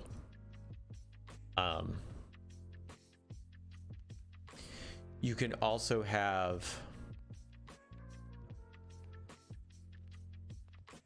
you could foreshadow that with some critters that don't breathe. So like they're noticing things that aren't necessarily aggressive. And it's like, oh, the enemy, grr, this monster is undead. It doesn't have to breathe, surprise. But like, it could be undead, but like it could be, but not necessarily a monster. Like just, it's a creature that's down there that doesn't need oxygen. And is not gonna, you know, aggravate them unless they fight it first. But to try and hint at it, because it's less fun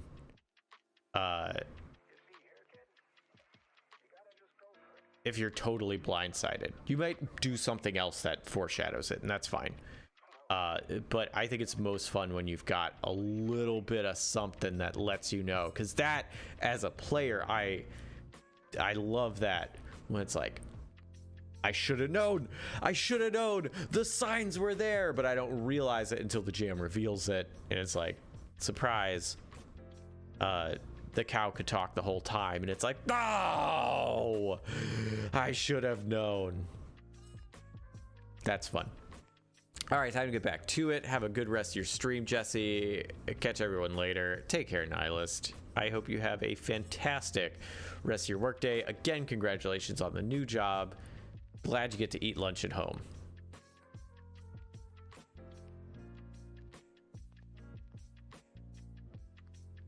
So what is the main...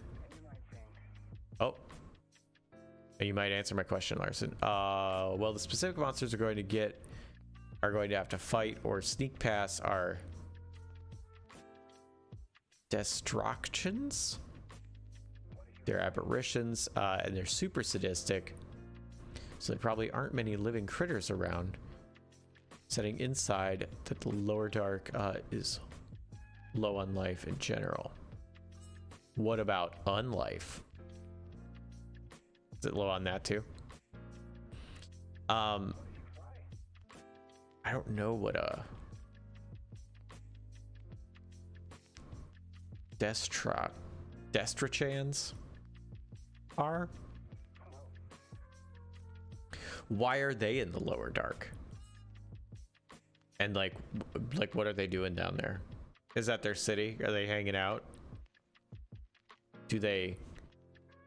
Are they just, you know, scoundrels out in the world? Is this their hideout? Like what is their purpose there? Why are they there? Assuming they, you know, if they're sadistic, they seem intelligent, so they, you know, have a reason for being where they are. So I'm curious why. In fact, one of the details I'm gonna have the players find out are skeletons that show signs of having been immobilized and tortured to death. Ooh, that's no fun. Rough stuff.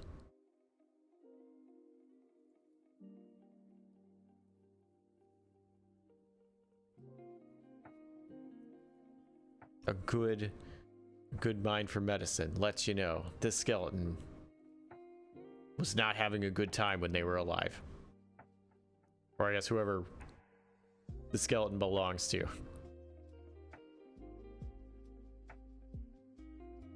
Oh, and get rid of this too.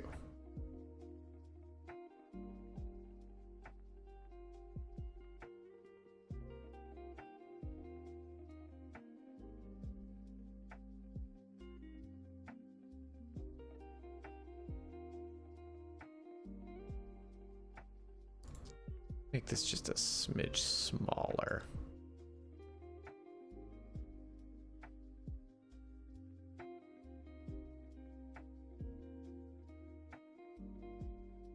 Well, there isn't much around detailing their motivation, but they have the lower dark as their habitat, and I guess their nature of apparitions means they are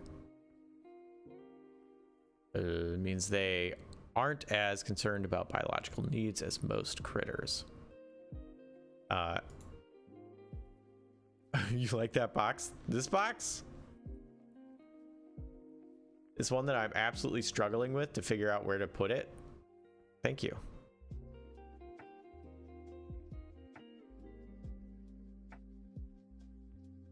I'll be honest, they're mostly just obstacles, really evil obstacles.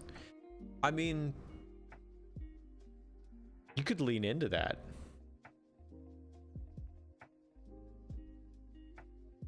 Like, could they have been like, all right, here's an idea, and you do not have to use this, but like as a like brain exercise. They have some level of intelligence, but they seem to be very malicious, and they're mostly alone down there. So maybe someone found these things and like had pity for them and was like, these are living sentient creatures, but like as far as I can tell, but they only have a like they're not sentient. They're like they're animal intelligence, but like instinctively malicious. And they didn't know what to do with these creatures. They were like, well, I don't want to kill them because they're acting out their nature, but I can't leave them where they're at to like harm other people. So recipient. Okay. So like maybe they have a, a moral code that they, don't want to kill these things necessarily. And so they find them a home deep in the lower dark, and I'm like, look, I feel obligated to not kill you, but like I can't have you up here. I can't have you where people are. So like just stay down here. Nothing's gonna come down here. So stay there. And maybe they kind of maybe don't have enough intelligence, or maybe the way was sealed, or they don't know how they got there, so they can't get out, or they're just happy like, haha, we're building traps because we love doing that, whatever, however you want to play them. And that it's rare, but sometimes things wander in and then they get tortured and killed, and that's why they're down there. And then maybe the players will have a moral dilemma of like, should we respect that someone put these down here? Should we be like, these are evil things, let's kill them? Or maybe that if they opened a pathway down there that was sealed before, maybe not sealed super well, but well enough, and they open it, and now those things can get out, and now it's the PC's fault. So something like that to play into why they're there and why they are just hanging out deep underground. Something like that, like, what brought them there? If they're aberrations, I think that means they're from like another plane. So maybe they showed up there and that's where they, teleported in or whatever, and they don't know that there's a whole world above them. They're just down there, and they know sometimes people wander in, and they're like, yeah, this place doesn't have a lot to it. It's mostly rocks, and like once every year a person walks in, but like, oh man, that makes it so sweet when someone finally walks in. Oh, it's worth the year-long wait, and they have no idea there's anything beyond where they're at. So I don't know, something like that.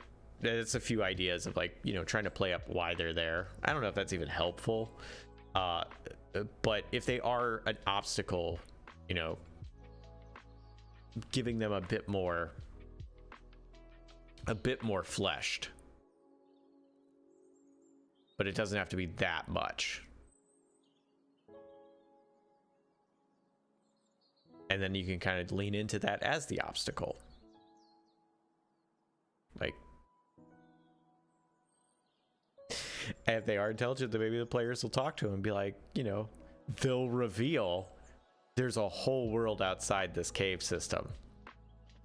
And they'll be like, what? Players shooting their mouth off.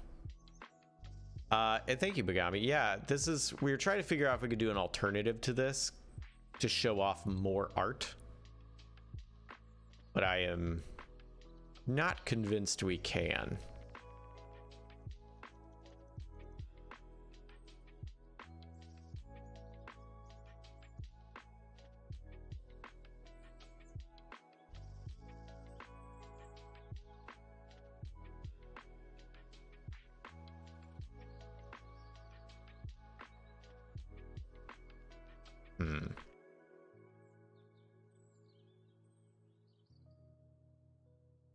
So how many blocks is this? This is difficult. Okay, so it's 1 cube at this thing. So let's do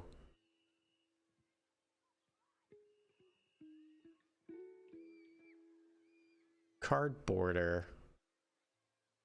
We're gonna bring this up to 1 cube.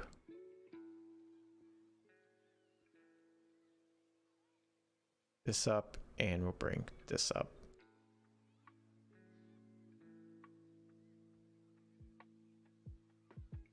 Is the border not fully dark? No, it's not. Okay. All right, I'll have to change that. Oh, I didn't drag the number up. Whoops. I gotta drag the door and the number up.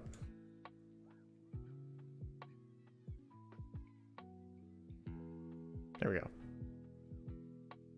We could do that. That gives us a little more. I feel like that's pushing too close to this border though. Because you have to leave some room for like the mess up of the print to shave it a little too close. I think it might have to come back down.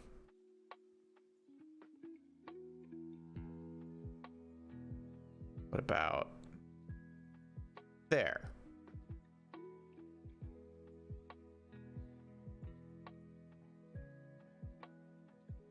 How's this look?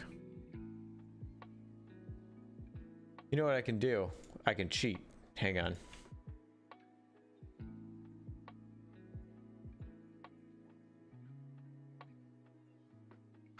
I can pull up a magic card.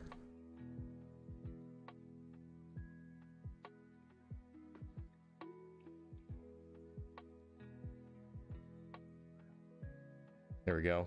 Here's the ancient crab.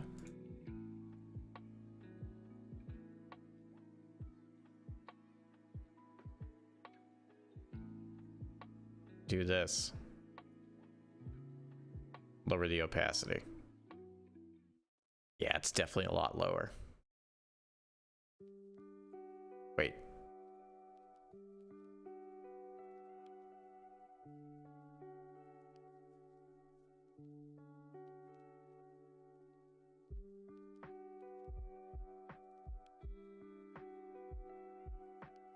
There we go.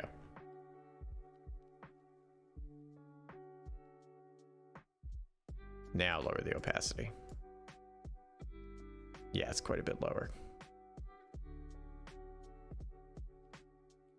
I've never noticed this before, where you have the block for the window for the art, but then this bubbles out. What a great touch. Man, someone's a graphic designer over there at Hasbro, because that's good work. Players already met a pair of them, and they attacked on sight and destroyed the fighter's plate mail with a sonic attack, which really spooked them. Ooh, they probably aren't very diplomatic inclined towards them at that point. Probably not. That's true. PCs, they hold such a grudge. I don't understand. But they expect other things to like be kind to them. Like when they're like, whoa, whoa, whoa. I know we murdered a bunch of people last time we met, but like this time we come in peace, so like you gotta chill. But if someone else does that to them, they're like, you murdered last time, we're just gonna kill you, and we're in the right for doing it. Like, man, PCs. Speaking as someone who plays a PC, man, sometimes we hold the worst grudges. It's awful. I tried changing the layer, blending background to overlay. Oh, I think I was right there with you. Okay, so that does need to be quite a bit lower. So kind of where I had it before, honestly.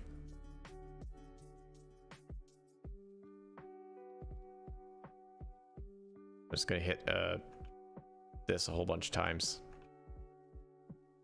Bring it back to where it was. Yeah. Oh. No, let's redo. Here we go. Now let's bring in this card. Ancient Crab. Ancient Crab. Ancient Crab.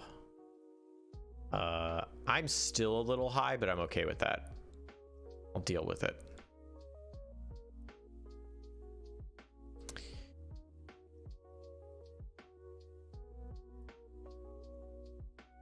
Hasbro, like has cheeseburger. Okay, I'll leave now. Yes. Crab battle. Yes, Honey Bunny, Hasbro. They are the bros of gaming. Hasbro is the parent company of Wizards of the Coast, which makes D&D and Magic the Gathering. They are one of the largest toy companies, I believe. And they pump millions of dollars into advertising.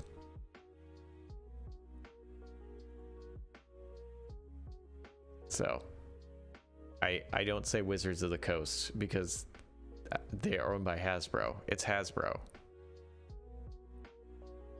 They own Monopoly, pretty sure. Like the game. They're probably almost a Monopoly as well.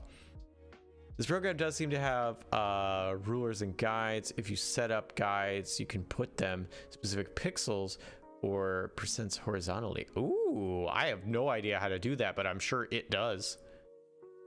It also has snapping. The object can snap to them. Ooh, nice. Do they have Monopoly on Monopoly? They do have a Monopoly on Monopoly. Monopoly, that is Hasbro, right? Monopoly the game. Yeah, it's Hasbro. They have a Monopoly on Monopoly. They're the only ones that own Monopoly.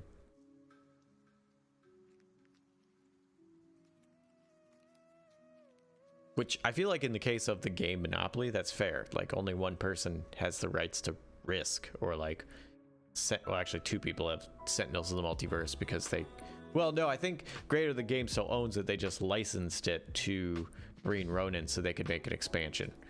But yeah, like if you make a game, sure, you're the one that makes that game. That's fine. Oh, it's 2:09. I gotta stop doing this now. I have to get back to editing. And then I have a game I have to play, multiplayer. With some other people that I'm reviewing. Cool. Thanks, everybody. This was a weird one because I was working on this, but like, hey, you know, gotta do that. Off topic, do you provide feedback on editing? Possibly.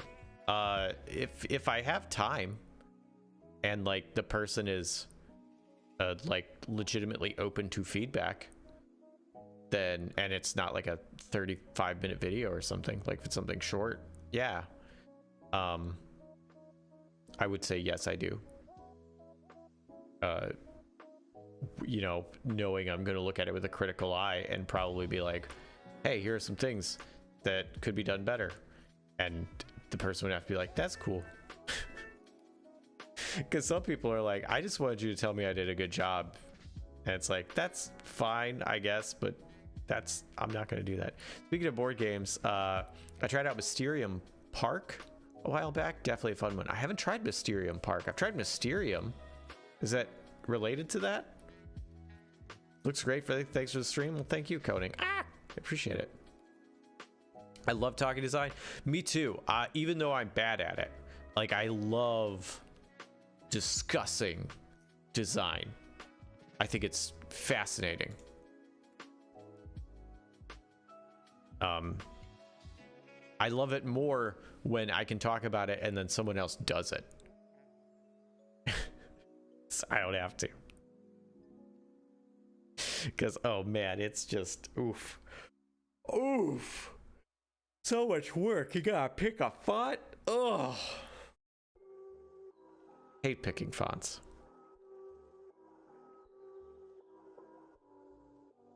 Us as the...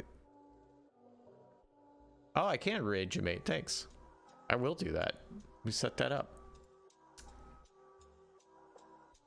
I'd be happy for some critical feedback if you have time. You sent me a message on Discord. Not Discord, on Twitter, and I have not opened my inbox for Twitter yet, but I saw I had a message. I'm sorry I haven't answered that yet. I'm not ignoring you. But I've been like, a message. I'll get to this when I have time. And I haven't done that yet. Mysterium Park is a simplified version of Mysterium set in an amusement park. Haven't tried the original. I have to say people that Streamline actually makes it better. Ooh, okay. Yeah, I like Mysterium if it's the game I'm thinking of. So I'd be interested in Mysterium Park. Thanks for the stream. It was good listening in on. Thank you. I'm glad it was good listening in on. Megami Rose, Arissa, not Rose, Megami Rissa, I accept this bug meat. May you accept the bug meat that you can't change. And change the bug meat you can't accept. Thank y'all for coming. I really appreciate it. All right, let me raid a channel. It's Jamate. Set up that raid. There we go.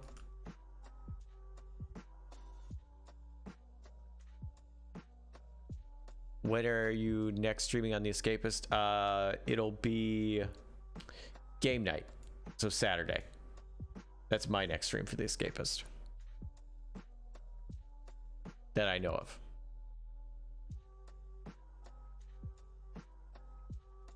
So. Then. There we go. I got this set up. Come back. There it is. There's chat window. I don't think, unless someone wrangles me into one, I shouldn't have any others until then. Cool, thank you all for coming. I'll be doing something with Blight tomorrow night. If y'all want to come hang out with us there. Bye, Larson. Bye, Owen Thunderguns. Y'all are the best. If I don't see you then, well then I hope you're really enjoying whatever it is you're doing. Take care.